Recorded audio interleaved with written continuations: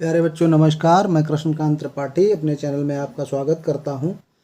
कक्षा 10 गणित में हम लोग पढ़ रहे थे बहुपद।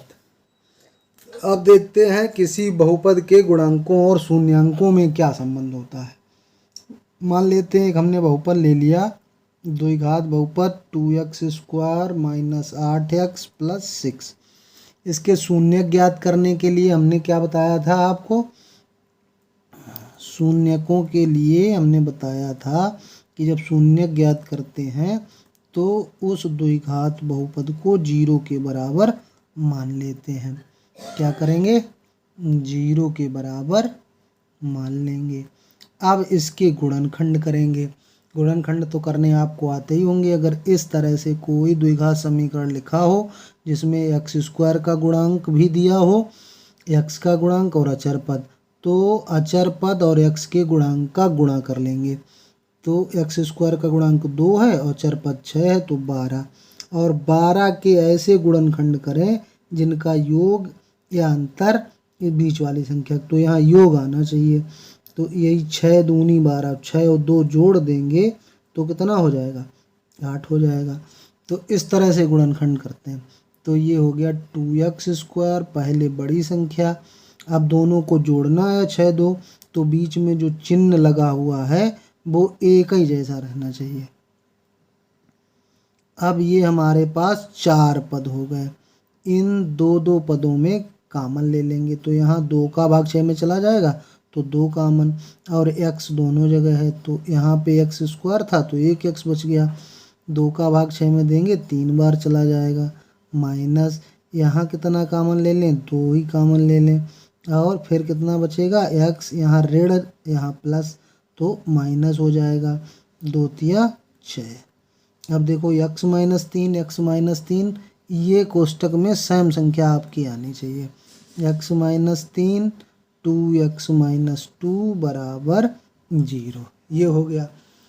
आप फिर एक एक गुणनखंड 0 रख देंगे। जब x - 3 बराबर 0 तो x बराबर हो गया 3, 2x - 2 बराबर 0 तो 2x बराबर ऋण की संख्या उधर जाती है प्लस में, और x का मान निकालते हैं तो गुणे की संख्या भाग में। तो हमारे शून्य क्या आ गए? शून्य आ गए हैं हमारे। शून्य का आए 3 तथा 1, 3 तथा 1 शून्य का आए हैं। अब हम देखते हैं शून्यकों का योग निकालें। शून्यकों का योगफल 1 और 3 हमारे शून्यक हैं तो कितना हो गया? 4। अब जो हमारा द्विघात समीकरण है उसके गुणांकों में क्या संबंध है? देखो अब ये 4 कैसे आएगा? माइनस x का गुणांक अपान में क्या कर दो? x² का गुणांक, यानी कि माइनस x का गुणांक, x का गुणांक -8 है, माइनस पहले ही से लगा हुआ तो 8 हो गया, और x² का गुणांक कितना है? 2, तो ये हो गया 4 बराबर हो गया। तो इससे एक बात समझ में आ गई कि शून्यकों का योगफल बराबर जो गुणांक दिए होंगे उनमें x का गुणांक बटे x² का गुणांक। अब शून्यकों का गुणनफल, शून्यकों का गुणनफल, गुणनफल 1 और 3 थे शून्यक तो 3 ही रहेगा। तो 3 कैसे आएगा हमारा द्विघात में? ये जो अचर पद दिया है इसमें 2 से भाग दे दें तो क्या रहेगा? बराबर अचर पद अपान x² का गुणांक, x² का गुणांक, यानी कि अचर पद है 6, x² का गुणांक 2 ही है, ये 3 आ गया। तो ये होता है द्विघात बहुपद के शून्यकों और गुणांकों में संबंध।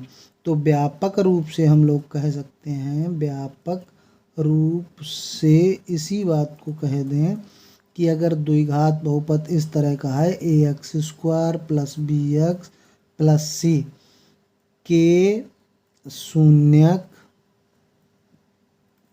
अल्फ़ा बीटा हैं तो अल्फ़ा प्लस बीटा बराबर क्या हो जाएगा, माइनस बी बट्टे ए, तथा इनका गुणनफल क्या होगा, अल्फ़ा बीटा बराबर सी बटे ए। ये याद रखेंगे। ये होता है बहुपद के शून्यांकों और गुणांकों में संबंध। किसी त्रिघात बहुपद के लिए देखते हैं। मान लो त्रिघात बहुपद है, इसके शून्य ज्ञात करने हैं तो इसे 0 के बराबर कर लें। अब त्रिघात बहुपद को कैसे हल करते हैं, त्रिघात बहुपद को हल करने के लिए इसमें x बराबर कोई संख्या अपने पास से ऐसी रखें जिससे इसका मान 0 हो जाए। तो हम यहाँ पे हम रख देते हैं, क्या संख्या रख देते हैं, -2 रख देते हैं। तो ये कितना, ये हमने px माना है, तो अब x की जगह पे -2 रख देते हैं। तो -2 का क्यूब -5 इंटू -2 का स्क्वायर -14 इंटू -2 प्लस 8। 2 का 3 बार गुणा करें तो 2 दूनी 4 दूनी 8, माइनस माइनस का 2 बार गुणा में प्लस हो जाएगा और फिर माइनस हो जाएगा। 2 का वर्ग 4 पंचे 20, माइनस माइनस गुणा प्लस, 14 दूनी 28 और ये प्लस हो गया 8। ये हो गया माइनस का 16 माइनस का 20 और ये प्लस के हो गए 28 8 36, माइनस के भी हो गए 36 और प्लस के भी हो गए 36, तो ये 0 आ गया।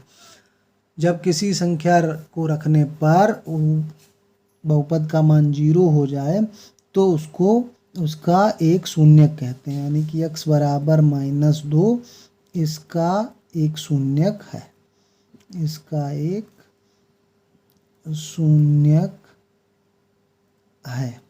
जब शून्यक पता चल जाता है तो उससे भाग दे देते हैं, इधर x को ले जाएंगे तो क्या हो जाएगा, प्लस का। अब इसको इसमें भाग दे दें। ये मैं आपको हल करना बता रहा हूँ त्रिघात समीकरण को।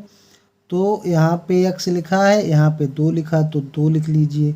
यहाँ पे x घात 1 है, यहाँ 3 है तो 2 घात बढ़ानी पड़ेगी, तो 2x क्यूब और यहाँ गुणा करेंगे तो 4x स्क्वायर, जैसे भाग करते हैं वैसे, माइनस माइनस ये कैंसिल, ये हो गया माइनस का 9x स्क्वायर माइनस का 14x और ये प्लस का 8 हो गया।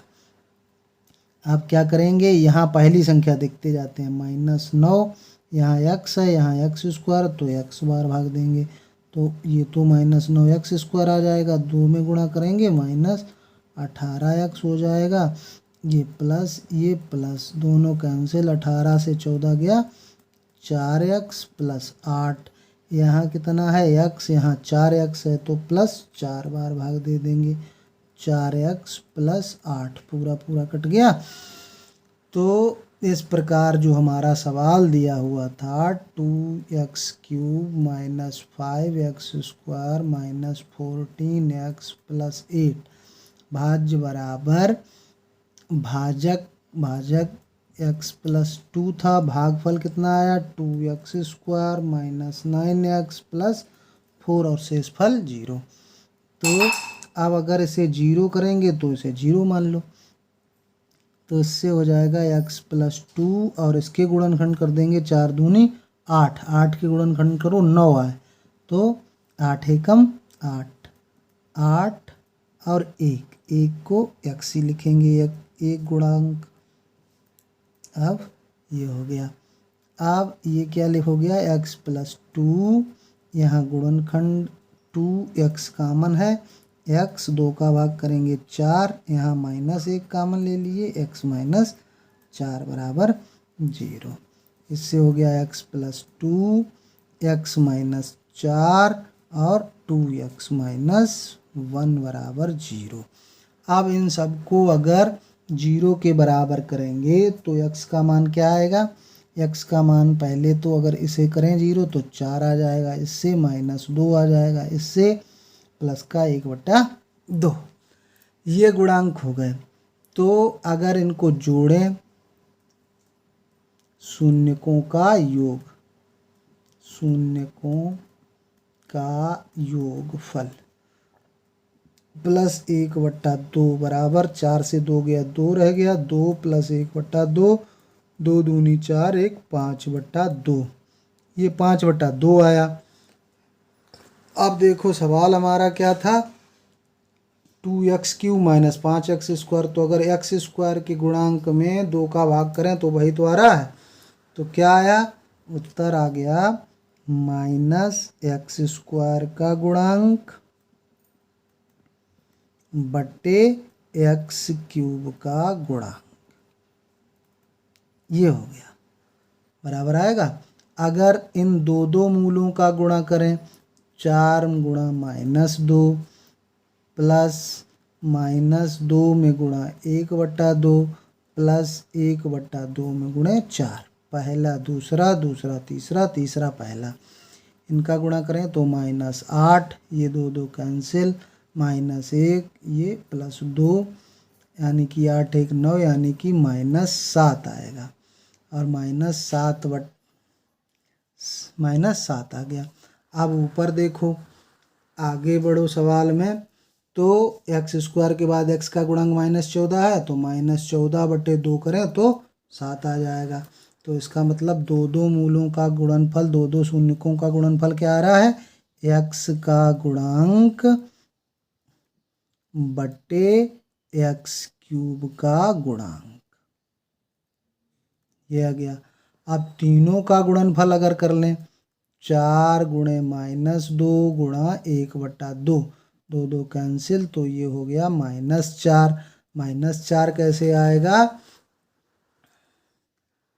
अब देखो जो सवाल हमारा है, अचर पद 8 है और इसमें 2 से भाग करें तो 4 आ जाएगा, लेकिन ये माइनस का होना चाहिए, तो प्लस माइनस ऐसे चल रहा है।